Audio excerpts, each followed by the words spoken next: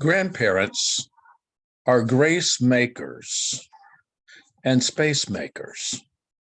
Grandparents are givers of grace who accept our grandchildren unconditionally, who give them love, who have patience with their foibles. As a matter of fact, one of them is playing just down the hallway, who allow them to grow on their own terms. Grandparents don't need to come with requirements. Grandparents come with grace and love and acceptance. That's the heart of grandparenting, grace and love and acceptance. Grandparents are space makers. They make space in their hearts and their souls for their grandchildren.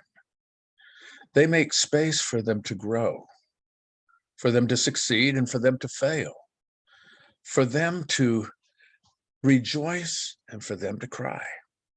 Radical acceptance is at the heart of grandparenting. Radical acceptance without condition. Now, this is the goal of a grandparent's life. We don't necessarily live up to it all the time, but we are in many ways God's instruments of grace, God's instruments of welcome, God's instruments of patience, God's instrument of unconditional love. So in this season, give love to your grandchildren. But more than that, look out for other people's grandchildren. Be graceful for the grandchildren of other people. Make space in your heart, perhaps as a volunteer, perhaps working in some program that supports children, perhaps finding a way to support DACA and giving Dreamers citizenship here in the United States.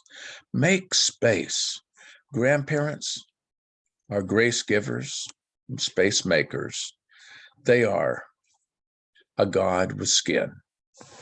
That's the heart of grandparenting, to give the grace, to share the love, to accept in all the seasons of life.